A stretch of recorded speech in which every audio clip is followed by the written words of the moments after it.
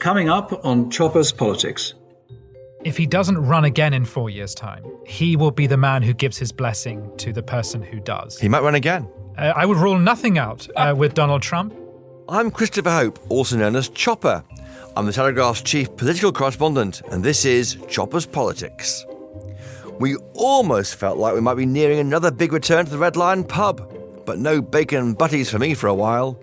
We're coming to you on day one of a second national lockdown in England.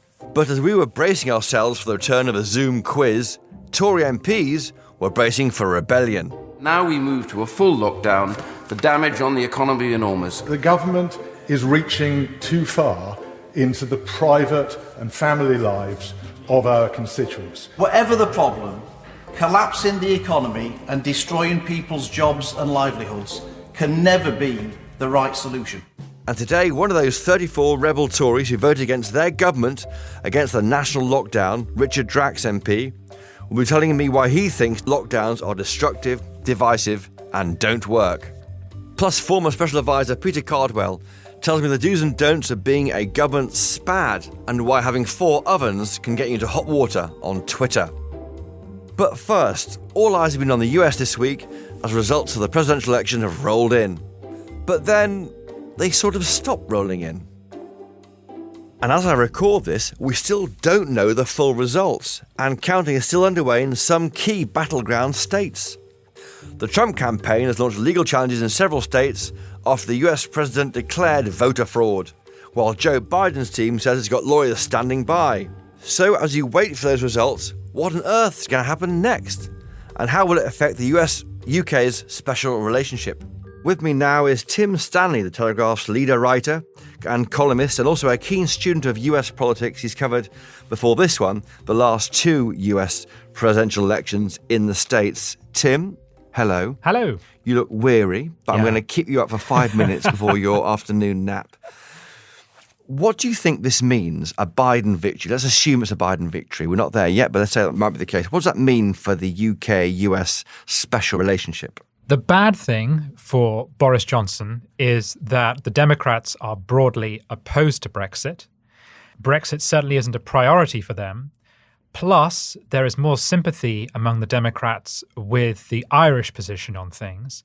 So it is suspected that the White House under Biden will be far less interested in or even friendly towards a trade deal. Yeah. The good news, as far as the special relationship is concerned, is, first of all, this is reset on foreign relations. Donald Trump was not a great global player. Joe Biden will be. And there are some things on which Boris Johnson actually agrees more with Joe Biden than he agreed with Donald Trump. The 2 key ones are the environment and handling of Iran. So if you see everything through the prism of Brexit, you wanted Donald Trump to win. But if you actually would like some peace and some calm and some multilateral diplomacy for the next 4 years, actually number 10 has reason to breathe a sigh of relief and welcome Joe Biden to the White House. Are there any clues we can look at Joe Biden's record as vice president in the Obama administration? Are there any policy points that he was pushing which we can perhaps draw out under a new Biden presidency? I think things like the Green New Deal, although we can discuss how likely that's actually going to be to happen because the Paris Climate Accord, you might get back into that. Exactly, we'll go back into that. So the environment is clearly very important to him. On trade, under Obama, there was a push towards more free trade, particularly with the Pacific region. So in theory, if we do a deal with the Americans, we could find ourselves drawn into that kind of trade relationship. So actually an administration which is generally more in favor of global trade, more in favor of lower tariffs, theoretically that should actually be a better context for discussing a trade deal than a deal with Donald Trump, who ultimately put America first, although Biden's negotiators will. Do you think we'll see a pivot towards the Pacific in the same way that Obama did, or will he be focused on Europe and priorities here? A lot of people say that will happen. But I would bear in mind, and certainly on trade, I think that's true, but I would bear in mind that if you actually listen to Joe Biden's rhetoric, he has been as critical towards China as Donald Trump has. So I think those tensions are not going to go away because it's unavoidable. The main global challenger now for America is China. Plus, you're also likely to see more conflict with Russia, partly because there isn't Donald Trump's personal leaning towards Russia, but also because there's this sense of unfinished business with the meddling in previous elections. So I think actually I wouldn't get too wrapped up in conceptual east-west leanings. The bottom line is that the Biden presidency is more likely to be an orthodox foreign policy, multilateral presidency. Will it be a lame duck presidency from the beginning, given the lack of a majority in the Senate? If the Republicans control the Senate, that makes it much harder to do a lot of things. But there are still things that Biden can do that are very important. He will still set the tone on economic policy. He will still have executive actions. He will still, in foreign affairs, be in charge because the presidency effectively does foreign policy. So, yes, we're going to have 4 very difficult years for the Democrats, particularly because you could always in the midterms see the Republicans take control of the House, in which case he really does have very little to do. But don't rule out the changes that will come partly through executive actions, but also through the change in the character in the office. He is going to move the country in a different direction, and the presidency still has sufficient powers to do that. What advice would you give to Boris Johnson? The PM admitted this week that he's never met Joe Biden, and Dominic Raab struggled to really give detail of his links to key players around Biden. He knows people on the Hill, but not necessarily in Camp Biden. Yeah, and the Biden camp hasn't been too interested in speaking to anyone either, which is sort of understandable. The focus on the electoral race and what does it gain them. I mean, I remember in the past, say in 2012, I think, that it was still the case that if you wanted to become elected president, you visited England. Sadly, those days have gone. No one bothers with that anymore. I remember Mitt Romney came here and embarrassed himself by talking about the Olympics and how well we were doing in preparation. Those days are well behind us. My advice to Boris Johnson would be to just keep an open mind, stress the special relationship, stress what Britain can do for America, and welcome it, and make the most of Joe Biden's and what does that personality. mean, the word special relationship? Is that basically an intelligence sharing agreement, essentially? Yeah, it's partly that, but it's also that historical sense of we are the bridge between America and Europe. Now, that becomes harder to argue for because of Brexit, but it's about our historic, philosophical, cultural, and economic ties, which are significant, and that Atlantic relationship has been critical in much of Western diplomacy since 1945. So there's still a lot of goodwill to play upon. Plus, Joe Biden is a nice man. He's an easy man to get on with. Dealing with him, I suspect, will be a lot more straightforward. Too old for the job? He's 77, isn't he? Never too old. 81 in the next election. I mean, really? He's winding down. I mean, there's no evidence. Initially, I was sympathetic because he has a stutter, and I felt a lot of people were being quite cruel in how they criticized him. And given that much of what Donald Trump says is an absolute word salad, I thought it was extraordinary that people were so critical of Joe Biden from the right. But actually, I think the more we've seen of him on the campaign trail, the greater the evidence there is of a slowing down. What link you can make between your inability to string a sentence together and your cognitive abilities, I don't know. Because again, don't forget George W. Bush. But that makes Kamala Harris the vice president, if assuming a Biden victory, quite more important than a normal vice president. Well, if she literally physically took over, but she was also selected because she was thought to be good for the ticket. She wasn't selected because the Democratic Party were thinking who will take over if Joe Biden leaves the office. There is a team behind Biden. They are in charge. If there is anyone other than Biden in charge, it is his team and the people surrounding him, probably not Kamala Harris. Were you surprised by the lack of a Biden landslide that the polls forecast? Yet again, the polls get it wrong. I was surprised by that. And anyone who assumed it was going to happen were quite right to, because not only was it a question of conventional wisdom, but it was also that all the data pointed towards that. There were outlying things that suggested that might not be the case, but I can entirely understand why most people were sold on it. Doesn't it show that pollsters are talking to the wrong people yet again? They're not getting out beyond the bubble, beyond the reliable people who talk to them, to people who actually vote as well as them? Well, first of all, this sounds like I'm shilling for the polls, but not all of them were wrong. For instance, there were a lot of polls that put Trump 2 or 3 points ahead in Florida. What they got wrong was the national vote. There were some that said Biden was ahead by 14, 17 points. That was crazy. Are they speaking to the wrong people? They may well be sampling the wrong people. It could also be that people were lying to them. We did have the factor of the shy Trump voter in this election, so it was very hard to judge exactly who was really supporting what. But either way, it's very difficult to poll in this political context because people aren't necessarily being honest, but also because things are so febrile and they're shifting so dramatically one way or the other. But certainly, pollsters have taken a drubbing this election. Yeah, and just finally, a word on Trump. What will be his legacy as a one-term Republican president? Donald Trump's legacy is that he has changed the nature of the Republican Party. He has transformed it from an elite party that was signed up to a certain number of doctrinal positions. He has changed some of those positions, but he has also radically altered the image of the party so that it is now far more populist and working class than it used to be. And whiter? No, he actually has seen the support for Republicans has grown among African Americans, Latinos, and Asian Americans. So ironically, given that he was accused of being a racist, it seems that the accusation of racism has driven a lot of white voters away from the Republican Party, but he actually seems to have gained support among the very groups he was supposedly being racist towards.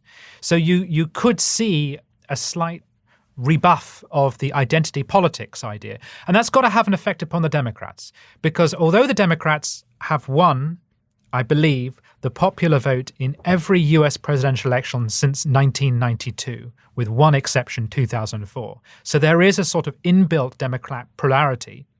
They always used to assume that demographically America was moving towards a solid Democrat majority because it was becoming less white, more educated, etc. And that doesn't work anymore. What Trump has shown with this election is that's not true. Actually, it's far tighter than people expected, and you can persuade ethnic minorities to vote for conservative populism. And for Donald Trump personally, he'll be off to the Mar-a-Lago resort in Florida. But isn't he now a very influential person in the Republican Party, essentially a kingmaker for the next presidential candidate in the next election in 2024? If he doesn't run again in 4 years' time, he will be the man who gives his blessing to the person who does. He might run again. I would rule nothing out with Donald Trump. I also wouldn't rule out Donald Trump Jr. running, although I wouldn't rule out Donald Trump refusing to endorse him. So who knows what will happen, but definitely he's the kingmaker. He will decide.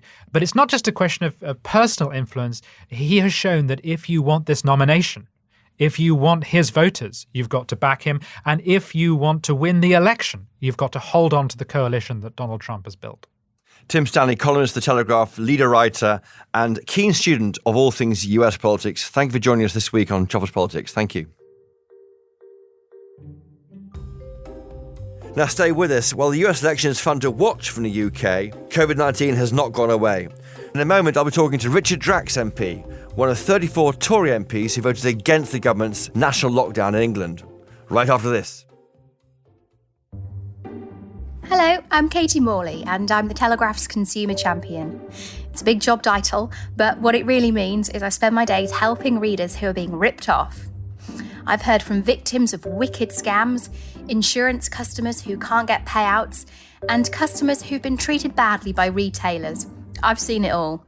And I've managed to win back over £2 million for our readers in a year. But I couldn't have done it without our subscribers. And that's where you come in.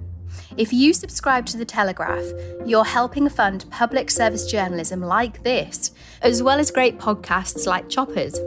So, to support what we're doing and to get unlimited access to a huge range of world-class journalism, head to telegraph.co.uk/chopper, where we have a special listener offer. You can get 30 days free access to The Telegraph online, and after that, it's just £2 a week. That's telegraph.co.uk/chopper, or click on the link in the show notes to this episode.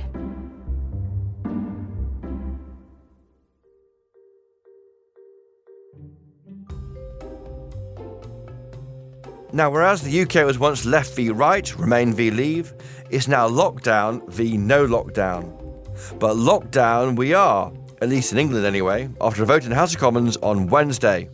And in that vote, 55 Tory MPs failed to support the national lockdown, including 34 who voted against their own government, saying the closure of pubs, restaurants and, well, most places was bad for business and an overreaction.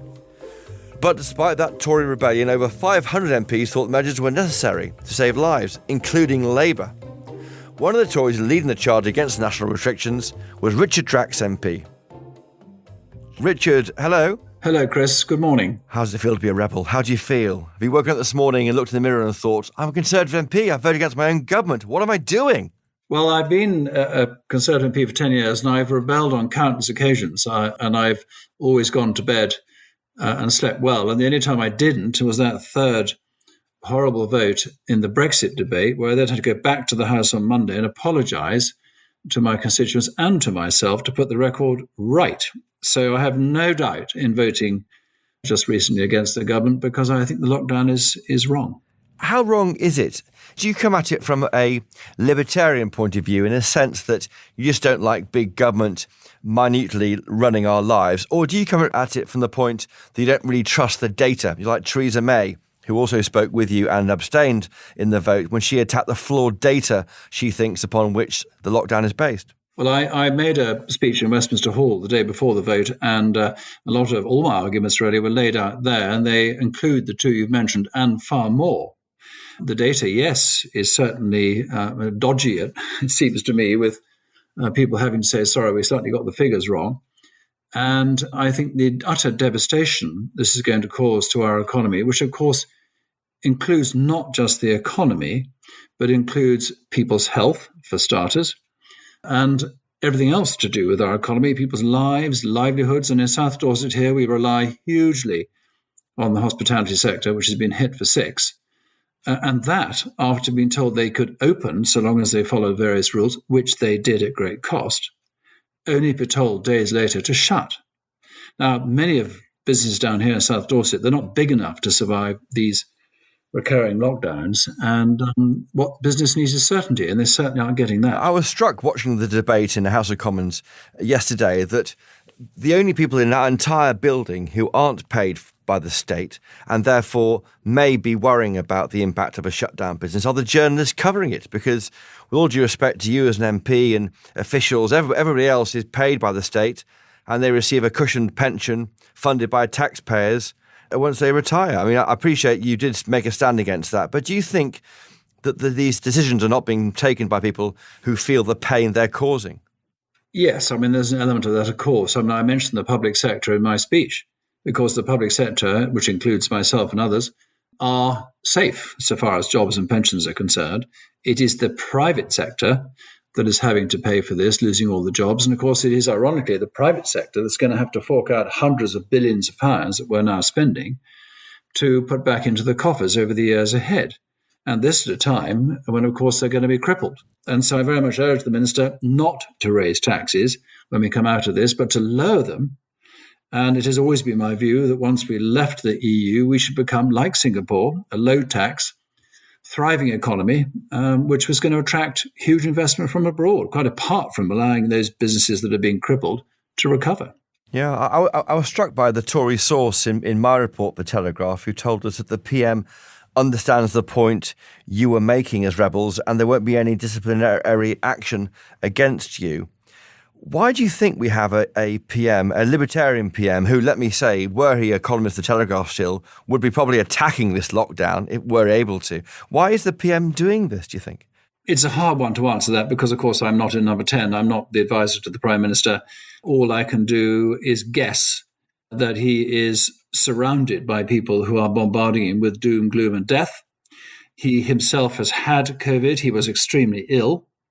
And I suspect that has certainly not helped his decision-making process because, and understandably, he doesn't want anybody else to suffer like him or worse, die. Yes, but aren't they all just viewing it through one lens? They are obviously concerned they don't want more deaths.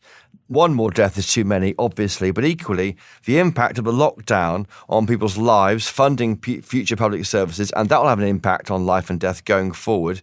Are they not considering the economic impact of these shutdowns properly? No, I don't think they are. And I think I'm right in saying that one of our ministers would ask for some sort of report as to whether they've actually investigated the cost of all this economically. And the answer was no, they hadn't. Yes. Which I thought was a little bit extraordinary.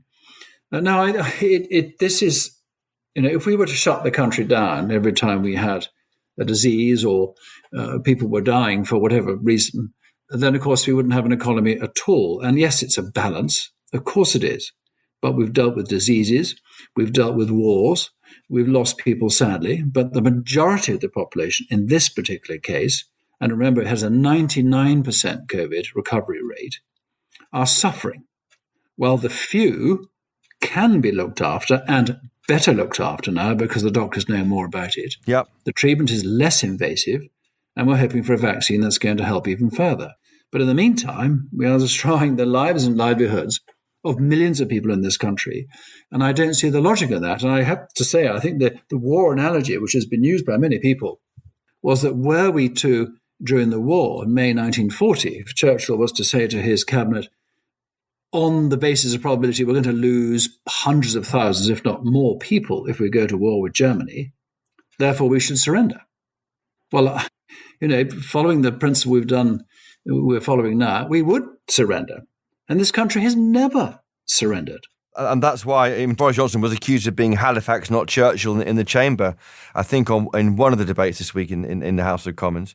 But isn't it the case, though, that there's no scientific consensus on COVID models? So any route the PM takes will always upset somebody. Yes, that's a very good point, Chris. Let's be fair to the Prime Minister. This is a nightmare for him. It's unprecedented for all of us.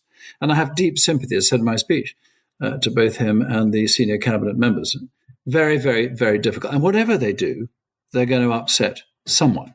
And I suspect the fear of being accused, in the worst case, of being a murderer, which some people may aim at him if deaths continue to rise, is both for him morally and politically a very devastating accusation to make. And this is where I think common sense, dare I say it, is desperately needed to look at the balance between shutting the country down and trying to save a few more people, or living with this virus while saving the few, which we can now do, and allowing the country to continue. And on balance, I think it should definitely be the latter. We're speaking moments after Rishi Sunak, the Chancellor, extended the furlough scheme to the end of March. We've no idea how much that will cost. It will be billions of pounds more. What do you think? It's money we don't have, for starters. It's money we're going to have to repay. I say we, but probably our children, for many, many years to come. And the trouble with handing out money to people is they don't like losing it. And you've only got to see the free school meals argument to see how sensitive this sort of thing is. The welfare state has increased. The number of people have increased hugely. They are relying on universal credit. When the tap is turned off, the business community and the economy will not be fully recovered. Absolutely no way. Because we can't afford to go on for the next few years supporting all these people. So there's going to be a lot of people with no money to live with and a huge debt to repay. But to me, Richard, by extending it until March, that says to me this lockdown isn't going to end on the 2nd of December. It's going to go on and on and on. Well, the Prime Minister didn't answer that question when Keir Starmer put it to him at PMQs. I was watching and I noted it's going to come back to the House for a vote. Now, obviously, I and my colleagues have voted against, will without doubt vote against again.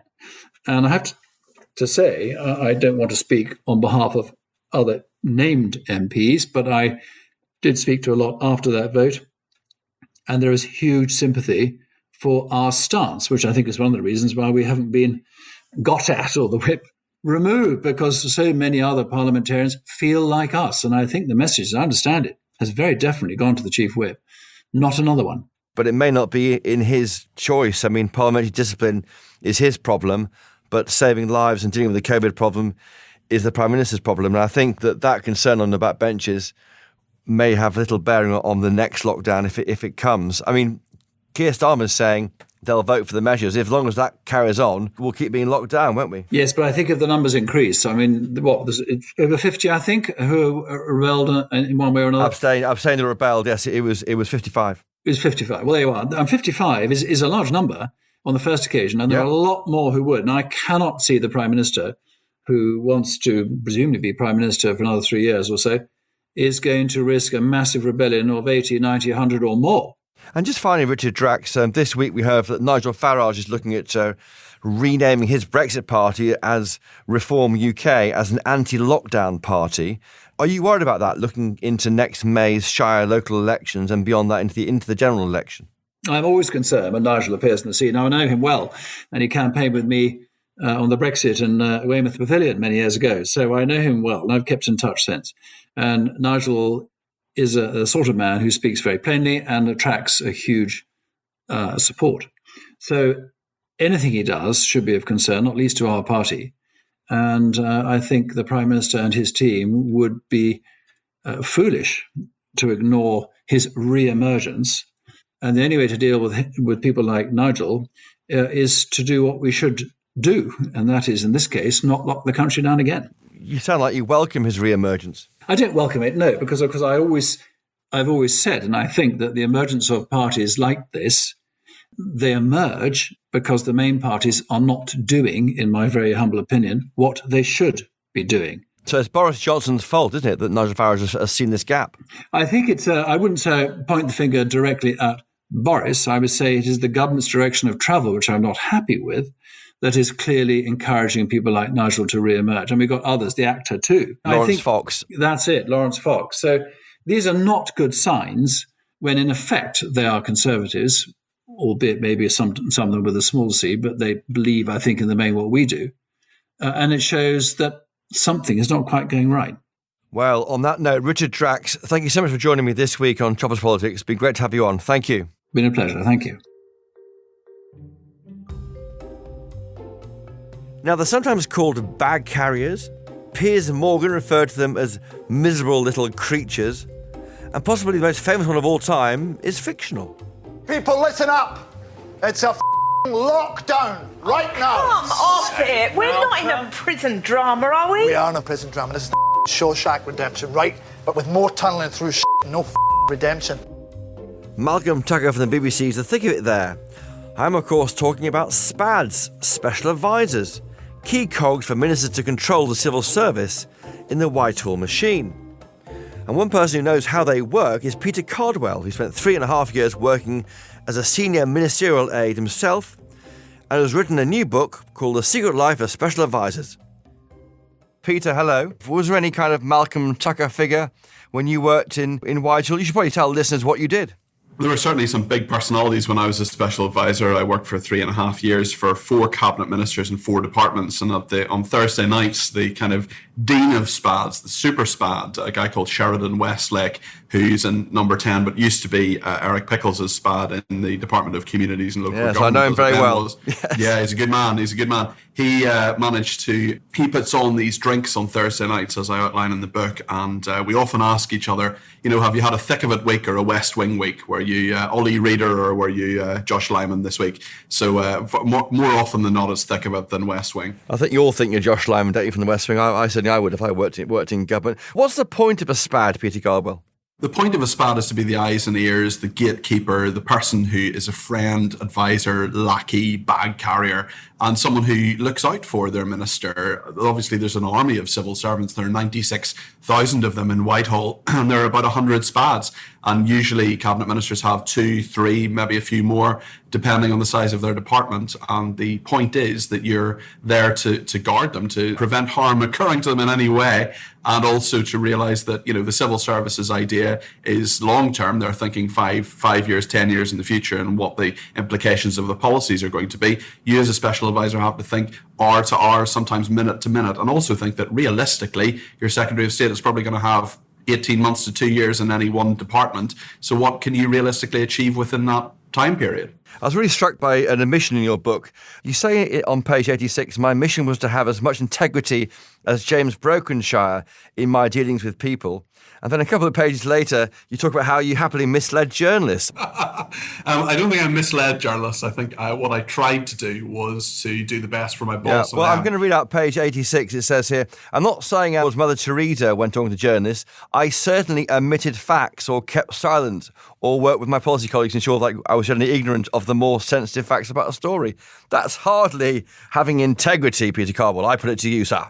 Well, that's a very interesting perspective. I mean, I think the thing is that you've got to have integrity to the job and to your boss, and you've got to represent them in the best way possible. That's different then. You're not, as I say, I'm not Mother Teresa. I'm not a shining saintly figure, and politics is a pretty dirty game. But at the same time, you've got to do what's best for your minister and for the government. And you're not there to work for the lobby. You're there to work for your minister and for the government. Yeah. I detected a bit of distaste about the leaking that went on in Theresa May's government and those write-around letters. That's when you write policy down, don't you? Send it through Whitehall, and then some annoying fellow SpAD would give it to a colleague at the Telegraph, and it wound you up. And that shone through in the book. Yeah, it was pretty annoying, to be honest, especially in the dying days of the Theresa May administration. There was lots of leaking. And I just think, we're all in the same team. Attack Labour as much as possible. They're the opposition, and your job is to make life difficult for them. But whether you agree or disagree with the policy, sometimes you just got to suck it up. Yeah. Sometimes you got to say, for example, I voted Remain, but I of course, put forward lots of thoughts, especially when I was at the Northern Ireland office, in regard to Brexit to journalists, and I came round to the idea that was the best thing for Northern Ireland. But of course, you're part of a collective, you're part of a unit, and you've got to be loyal to the people you work with. And of course, some SpAds were possibly trying to promote themselves in the eyes of journalists and be relevant to them, despite the fact it might damage what you're trying to do in a different department. It's interesting you mentioned that, actually. I saw one special advisor, who shall remain nameless, coming up to a journalist one day around Parliament, and they were sort of fist bumping, and they had a kind of almost sort of secret handshake between them. And I sort of thought, is that the best thing? I don't know. I think, where it's good to be on friendly terms, but I would say in terms of people, journalists who are properly, would come to my birthday or whatever, you're talking about sort of 3 or 4 people. It's a professional relationship. You've got to remember that, and you've got to be professional. I'm not sure we ever fist bumped, Peter. I don't think we ever did that. But you said there were just 4 SpAds in the May administration out of 100 who properly and consistently leaked. Are they still in government? I don't know, actually. I don't think any of them are still in government. I don't want to identify them, obviously. Oh, go on. One. It's only you and me talking. Come on. It would be a highly defamatory thing to do, Chopper. But of course, you will know whether the figure of 4 is correct or not, because they leaked to you quite a lot, and you got the scoops that made us drop our marmalade as we read the Daily Telegraph. The marmalade droppers are what I try and get. But I try and be fair to everybody when I report anything. I'd love the story of Ovengate. Please quickly reprise that in 30 seconds. This was the 8-day maelstrom that resulted from a very nice interview in the Sunday Times that James Brokenshire did. Talked about a lot of very deep emotional things, like his father dying, his mother having dementia, things like that. And the only thing that anybody will ever remember is that there was a photograph of James and his wife Kathy, and they have multiple ovens. How many children have they got, first of all? 3. You don't need like 1 oven each in a family, do you? Nearly. Well, I know a lot of people have 2 dishwashers. I think it's a military operation, keeping sort of 3 kids in the right place at the right time, especially when you're when one member of the family is a cabinet minister. So, and you'd arranged a nice chatty home feature, hadn't you? You thought, get my boss out there, leaning up in the kitchen, sipping coffee, looking meaningfully, possibly a PM leadership pitch for the future. I know what you're up to. Not. I know what you're trying to do, but I can see what you're trying to do then. And then suddenly it kind of exploded on Twitter and became a thing. 8 days. It took 8 days of my life, yeah. At one point, a journalist rang me and said, is Mr. Brokenshire denying he has 4 ovens?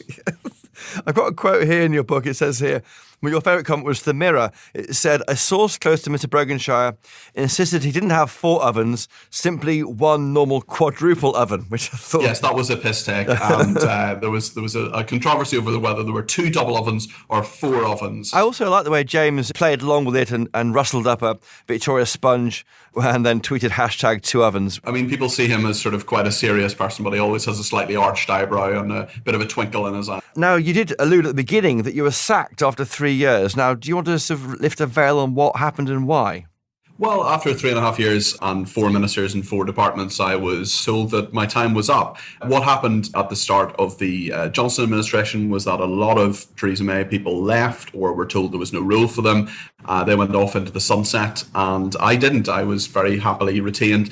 I worked for Robert Buckland for 6 months, and then the reshuffle came in February, and I was just told, we've got to refresh the team, we've got to bring in our own people. That was, I sort of got a bit of a bonus of 6 months, really. There's no animosity there, and, in government, you've got to have the people you really know. Dominic Cummings didn't know me particularly well. He got to know me over 6 months and then decided he didn't want to work with me anymore. So that was the way of it. But no, it's entirely their prerogative. And I think you've got to be very philosophical about these things. It's not a job for life. You are a political mayfly, and, accept it. I had a brilliant time for 3.5 years, and I had some fantastic opportunities, work with some great people. And I think you've got to take that and then kind of move on. Well, quite, Peter. And you do make one bold prediction on page 80, Rishi Sunak to become Prime Minister. Yes, absolutely convinced that will happen. And that's based on your working with him, I suppose? Yeah, it's funny actually, because he was the local government minister. He was a total unknown, the lowest rank of minister. And we, within about 5 minutes, his integrity, speaking of integrity, intelligence, ability just shines through. There was one particular thing he did at the Ministry of Housing, Communities and Local Government, which was about toilets for disabled people, and in stadiums and supermarkets and things like that. And he just put a huge amount of effort into it. He's a really great guy. He's a very nice person. Yeah. I think, people who criticise him generally tend to be jealous rather than disliking him personally. He's risen very, very quickly, but I think he's going to rise yet further. Well, on that note, Rishi for PM, Peter Cardwell, the author of The Secret Life of Special Advisors, out now in all good bookshops. Thank you for joining us this week on the podcast. Thank you. Thanks. Well, that's it for this week, and what a week in politics. I don't know about you, but I need a big lie down, perhaps after a glass of whiskey. Before you do the same, please do think about leaving a 5-star Apple rating and review. It really helps other people find this podcast. Thanks to my guests this week, Tim Stanley, Richard Drax MP, and Peter Cardwell. Thank to my producers, Elliot Lampitt, Louisa Wells, and Theo Luludis. And of course, thank you to you for listening. If you want to go one step further in supporting our brilliant journalism at The Telegraph, please take out a subscription. You can have 30 days free access to our content by going to thetelegraph.co.uk/chopper. And after that, you pay just £2 a week. And if you want to get in touch, please email us, chopperspolitics@telegraph.co.uk, or follow us on Twitter. We're at Choppers Podcast. And please, if you can, always think about buying a copy of the Daily Telegraph. You won't regret it. Until next time, cheerio!